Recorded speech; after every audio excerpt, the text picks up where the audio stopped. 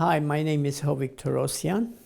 I came from country of Iran, old Persia, and I grew up in a non-Adventist home, except my auntie was Adventist. And she had a very interesting story how she became an Adventist. Her sister was Adventist, and her sister's husband was working at Adventist Mission. Every time they talked to her about Adventism, she said, I have nothing to do with Adventist Church. And she was part of the leftist group. She was one of the leaders. They were trying to overthrow the Shah. So she would always go on Sabbath. She would go past our church, Adventist Church, to go to their club. There were several occasions where she was passing, the sidewalk was so crowded, people would just bump each other, they were so crowded. She was passing from the Adventist church, she heard these voices, you better go inside. And she stopped and started looking around, and she said, oh, probably somebody was talking with somebody. And she passed, and she didn't stop. It happened the next Sabbath again. And she was passing by, and somebody said, you better go inside. And nothing happened. She looked around. There were still a lot of people. So the next day, on a Sunday, she was going to the meeting. She was going to her meeting, and all of a sudden, she heard the voice, you better go inside. You see, in Iran, Sunday is not a holiday. It's not a weekend. It's the first day of the week. Only the holiday is Friday. So since she was in front of the church, she says, oh, I'll go inside, see what's going on. So she goes inside. They were having an evangelistic meetings in the Adventist church over there. So she sat in the very back pew and the very last seat. She says, I'm going to just be here for 5 minutes, and then I'm going to go. But the future has shown that she's still in the Seventh-day Adventist Church. What she heard, she fell in love with it. And she came baptized, and she was one of the Adventist members in our house. As child, she took all of us to the Adventist Church, and we grew up in the Seventh-day Adventist Church. And I've been forever grateful that God spoke to my aunt through crowded sidewalk, that then she accepted the faith. Even the last day of her life, she was still faithful to God. I never saw her sleeping. Everybody would go to bed. She was still up taking care of us. And then 4 o'clock in the morning, you wake up, she was on her knees praying. So hopefully someday soon I'll see her. I grew up in country of Iran in an Armenian Orthodox home, and none of us were Seventh-day Adventist. And my auntie lived with us, and she was just like a grandmother to us. Her sister was Seventh-day Adventist, and her husband was working in our Adventist mission. He was one of the accountants over there. So they always talked to her about coming to church, but she didn't want anything to do with the Adventist church, or she didn't want anything to do with religion even. She was one of the leftist group in the country of Iran, and those group wanted to overthrow the Shah of Iran. But one day she was passing by our Adventist church, she heard a voice telling her, you better go inside. And she turned around, started looking. She saw crowded sidewalk. There's hardly any space in there. So she thought maybe somebody was talking to somebody else. So just passed, went to her club. So the next week, again, she was passing by, again, the same, in front of the same church. She was passing, she heard the voice again. Again, she ignored that voice.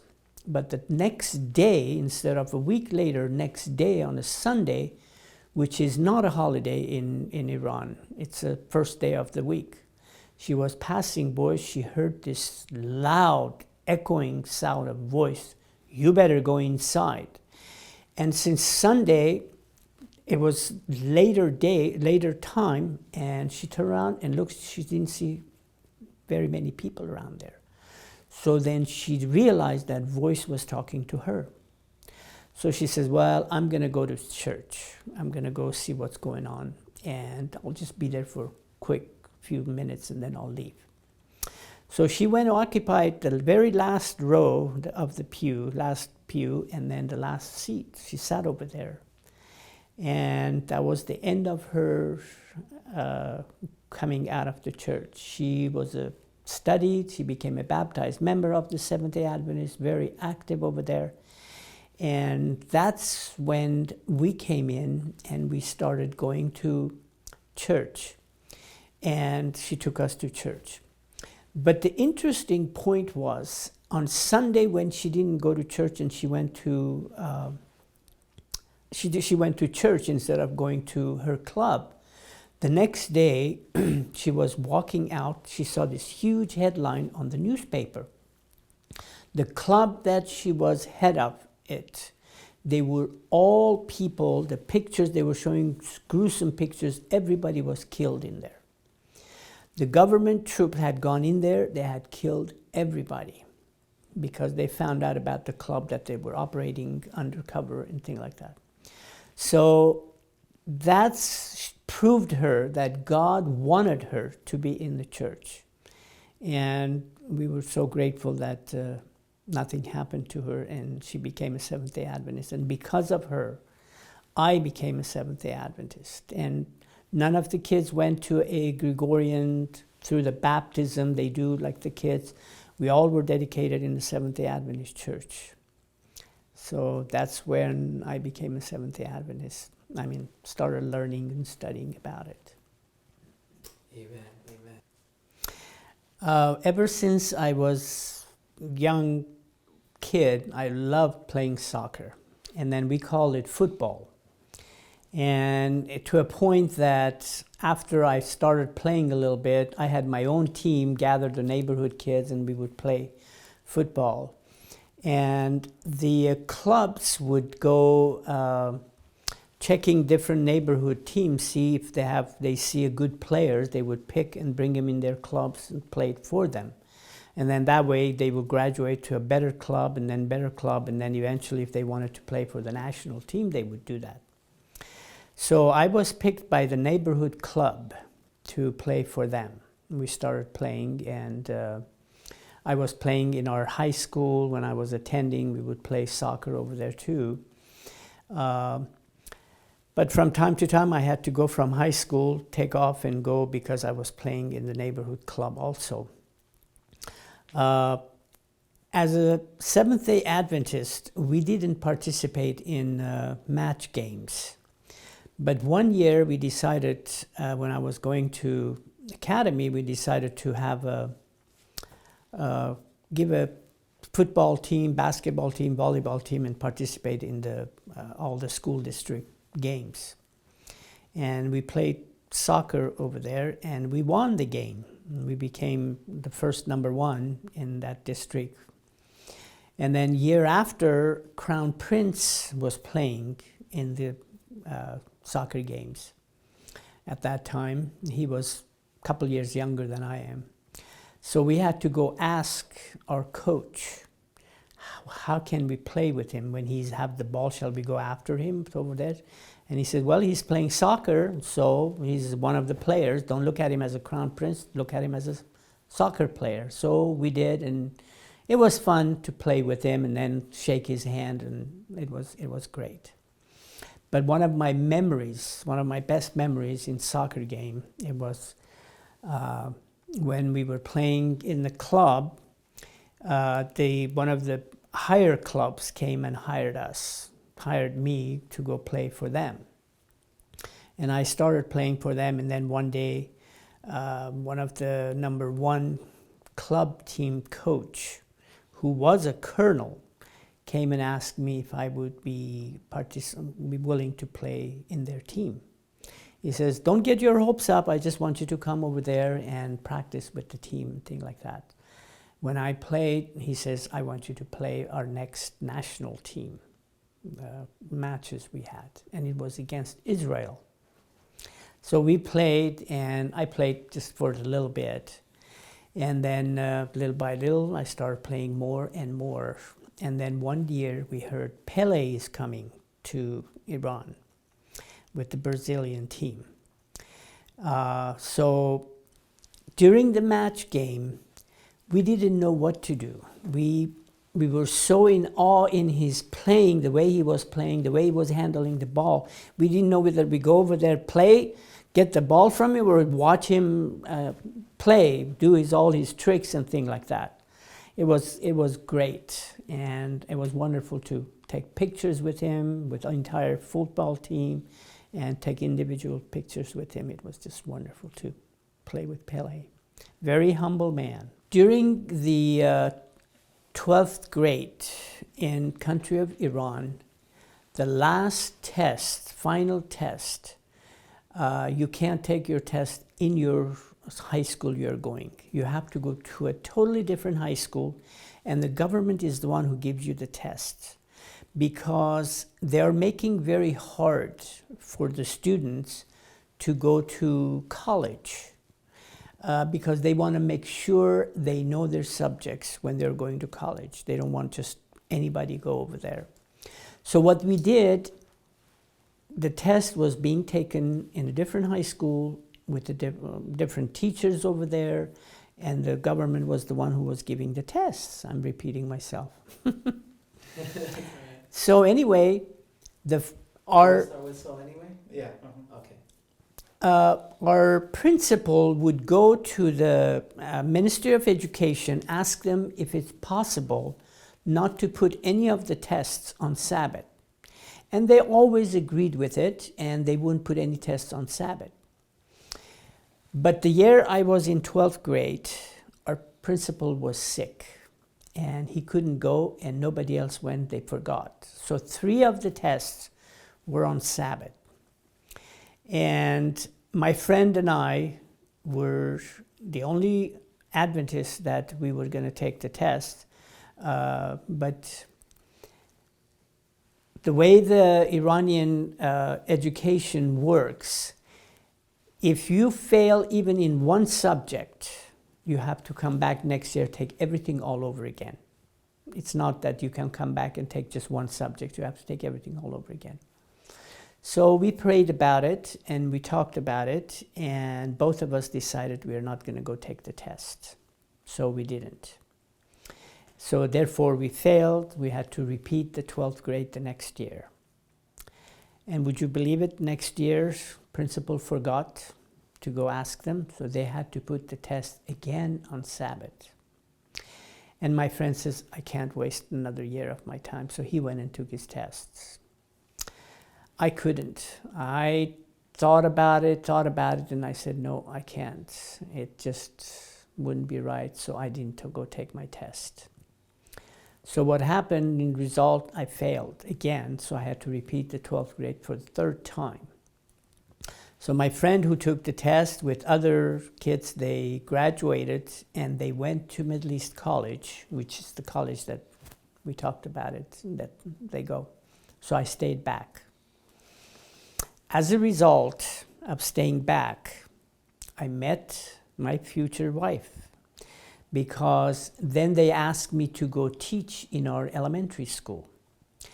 And at that time, the president of the Iran mission had changed, and my father and mother-in-law, they were there as a mission president, and I met my mother-in-law before even I met my wife.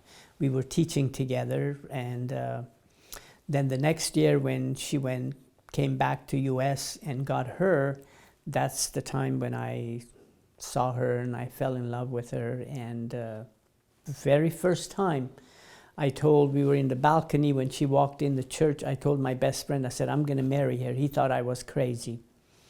So 40 years later, we're still together. So there was a purpose. Not only to me, I think maybe God was holding me back so I can meet my wife. If I would have gone to Middle East College, I would have never met my wife. During my teaching at Nur Afshan Adventist Elementary and Junior High School, I went home one evening. I was working hard, so I was still living at home, so I went home one evening and I told my dad, I said, I have a headache. And it was unheard of. They never heard me complaining about any kind of aches or pain or anything. And my mom looked around, she says, I don't have any, I have aspirin, children's aspirin. So she gave me half of a children's aspirin. That evening, my life changed totally because I was just bloody everywhere. I got a stomach ulcer, and my ulcer was bleeding so bad that they had to take me to the hospital. And good thing, they took me to a nearby clinic first, and after they kept me overnight, and then they sent me home, and they were, my brother was giving me, they were told them if I eat burned steak, they knew it was ulcer, but they said, here, have some milk and eat burned steak. So my brother was feeding me burned steak. My auntie and my cousin were at our house, and I could see my auntie's mouth was moving, but I couldn't hear what she was saying. And evidently I fainted, and then my cousin put me in. They called an ambulance. Ambulance wasn't coming. They said they were stuck in the traffic. So they put me in my cousin's car, Volkswagen station wagon. They laid me down over there, and he was going fast. And then Highway Patrol stopped him. They said, what's going on? He says, I'm taking a patient to the hospital. He's bleeding. So then Highway Patrol went in front of him with the siren, and then he just driving as fast as he could and took me to the hospital. During my hospitalization, month and a half over there, my mom felt very bad because they found out that I was allergic to aspirin, and that aspirin had put a big hole, 2 big holes in my stomach that they weren't stopping. They were just giving me transfusion, blood after blood, but it wasn't. So finally it came to a point that they said there is no more blood left to your type, so you have to call your relatives to come and do that. My brother's and my mother's blood type was the same. Even when the nurse brought it and he put it next to my cheek, he says, look how warm it is. We just got it from your mom. And that, right after they gave me that transfusion, the bleeding stopped. That made my mom feel better because she was the one who gave me the aspirin, and also she was the one who gave me the blood, and that stopped. So during that time in the hospital, they were taking x-ray after x-ray and after x-ray. So, and my future wife, Edie, she would come and visit me at the hospital. Quite often she would come and visit me. And so after we got married, and after I was out of the hospital, we got married, they wouldn't give me visa because they wanted me to serve the military. Because you have to serve the military if you have to leave the country. Even though I told them I had stomach ulcer, and they said, well, then you're exempted. So we took these x-rays to them, and they saw the x-rays, but it took almost 2 years to get my exemption, finally from them, that I was released and I was able to go. And I left the country. During the time that I was waiting for my exemption, my wife's parents were on furlough. They came to United States with my wife. And we were planning to getting married over here in US. But I couldn't get my exemption, so I can come over there. So after 3 months of being in US, they even extended their furlough 1 more month so I could come to US, but I couldn't, so they had to come back. And 1976, when they came back, and we planned a nice big wedding for us over there. The entire church members, they showed up over there. And one of the things I'm grateful that my parents were there, my auntie was there, which after I transitioned from Iran to US, I didn't see them again. But they were in our wedding, and we had a great time over there. We got married in December 22, 1976. Inside of our invitation card says December 23, but we had to bring it forward one day because it was the month of Ramadan in the Muslim country we were living in, and it was a mourning month, so we couldn't have any wedding, so we had to bring it forward one day. And it was December 22nd, 1976 that we got married. And then I was carrying a manila envelope with me all the way from there to US. When I came to US at New York airport at the baggage, at the custom, the officer opened the envelope and handed me my green card. Says, "Welcome to United States." While I was in Iran, I used to tinker with cars, try to fix them, repair them, and things like that. And my younger brother, who's 2 years younger than me, he was serving in the military. But he always had some tricks in his sleeve. He came one day, he said, "Can I borrow your accordion?" I said, "Why?" He says, "We are starting a musical group over there, and I want to play the accordion." He had no clue how to play accordion, but the reason he was doing that so he could get away from serving the military for 2-3 months. So he took my accordion and they started a band. They were playing. To tell the long story short, I never saw my accordion again. And then another thing, he told his superior officer that my brother works on cars, so if something wrong with your car, he'll fix it for free. So he called me one day. He says, "Can you come and take my officer's car to repair it?" So I said, "Yeah." So I went over there. They had this car. It was made in Iran country. It was called Paykan, which is in Persian means arrow. The car, they had cut the car, the roof, and it was about 6 inches all around it, glass, rest of it as the roof and everything. And the owner was so tall, he was almost 7 feet tall. He had taken the front seat out, he was sitting in the back seat and driving that car. When I went to drive it, I'm 5'4", I couldn't even reach the pedals. So what I had to do, I had to put some blocks on the pedal, and then I had to put boxes in the back and then put a bucket in the front. I was sitting on a bucket and all the boxes behind me, and I was driving that car, but I could barely see even outside. So as I'm driving, all of a sudden I hear this siren behind me. I look through the mirror, there's a highway patrol behind me. Of course, highway patrols over there, they're all brand new Mercedes, and even highway patrols have their own chauffeurs. So the chauffeur come out and he turned around, started laughing, and then he turned around, go over there. "Yes, there is a driver in there." And he comes back to me, he says, "Oh, the colonel who was a highway patrol," he says, he thought the car was going by itself. There was no car because they couldn't see me over there. And then he said, "What kind of a car is this?" I said, "It belongs to Colonel such and such." But they didn't care, and they wrote a ticket for him.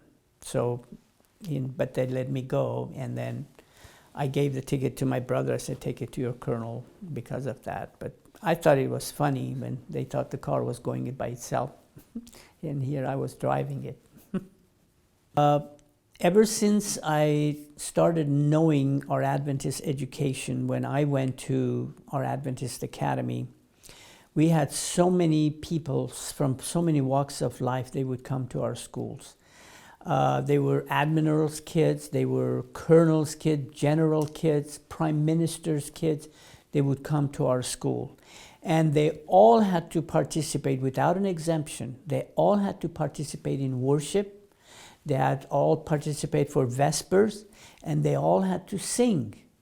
And they would sing, maybe to some of them didn't mean anything at that time, but they would sing, and then it was so wonderful to see them, even though they had graduated and they are gone from our school system.